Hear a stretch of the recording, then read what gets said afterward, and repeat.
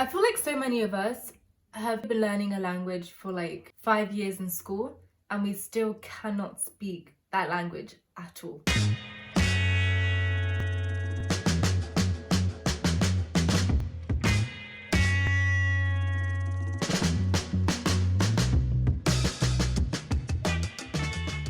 Salut, hello, bonjour, baoni, and hello. Welcome back to another video. So today, this is a little interjection once again. Right now, I'm basically editing the video and I cannot believe how dead I sound. I was super tired when I was taking that and you can tell. Just look past the deadness and enjoy the content. And hopefully by the end of the video, I gain some personality. So stay and watch till the end.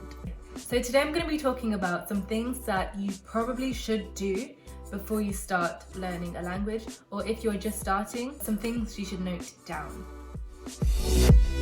So the first thing is probably the most important part of your language learning, besides the actual language learning. And this is to really learn the context, learn the language in the context within which the language is spoken. And by that I mean learn the culture. Learn the status quo, rules and regulations, if that makes any sense. Basically, let me give an example because I'm not explaining this very well. All the languages I'm learning, the language alters according to who you're speaking to in terms of politeness. So like in Yoruba, you have to change a lot of O's to E's, and that represents respect. So if I wanted to say thank you, I'd say to my friend, Oshe, but to my elder, my grandma, Eshe. Imagine if you go up to a Nigerian grandma and you say Oshe, or like Kilo Fejan. They'll be like, bro, help us. There is God, oh, God, oh, God, oh, God, oh. Same in Korean, you say komawo, komawoyo.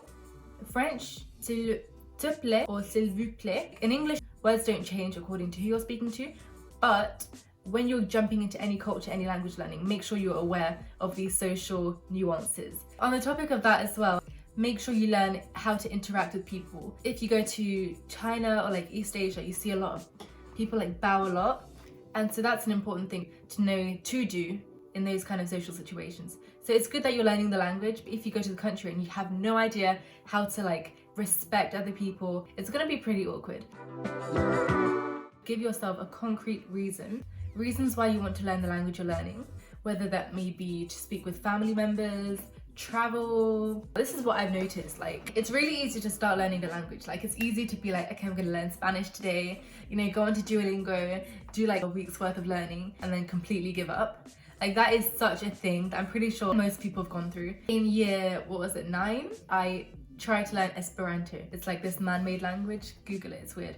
And so I tried to learn that. You know, I bought a book, I bought some pens. I was like, yeah, I'm definitely gonna become fluent in Esperanto in like 1 year, because apparently it's one of the easiest languages to learn. I literally gave up in 1 month.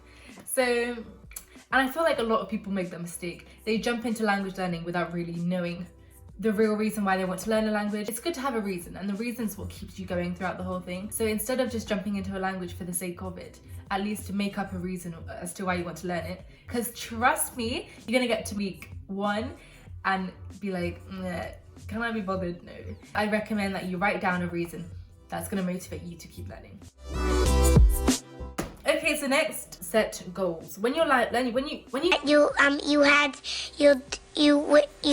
start learning a language, pretty much relates back to the first point. You don't want to get 2 weeks in and then give up. If you want to progress, it's better when you have like goals, when you have things set in place of where you want to progress to. So for example, I've made myself the goal of becoming fluent in French by the end of 2021, and Korean as well. I want to become fluent by the time I'm 18, right?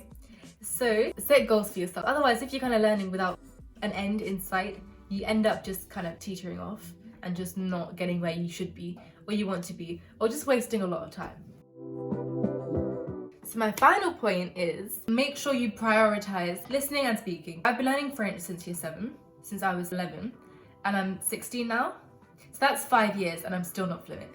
And the reason is because for the first 4 years of that, literally up until last year, I was really good at reading and writing, but when it came to speaking and listening, I was like, okay. With me and Yoruba, for example, obviously I've been hearing it for my entire life, however, I've not been speaking it. And so when you have this weird asymmetry of skill, let's say, it's really hard to climb back to like equal level. Formulating sentences, grammar, all that stuff, you're just not used to doing it. So make sure from the start you build up listening and speaking at the same rate.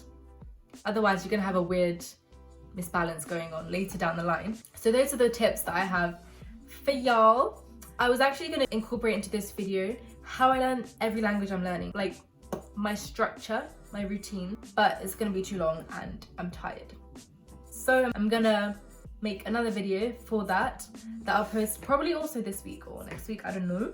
Ciao, tschüss, annyeong, odabo, and bye. And I'll see you guys in the next video.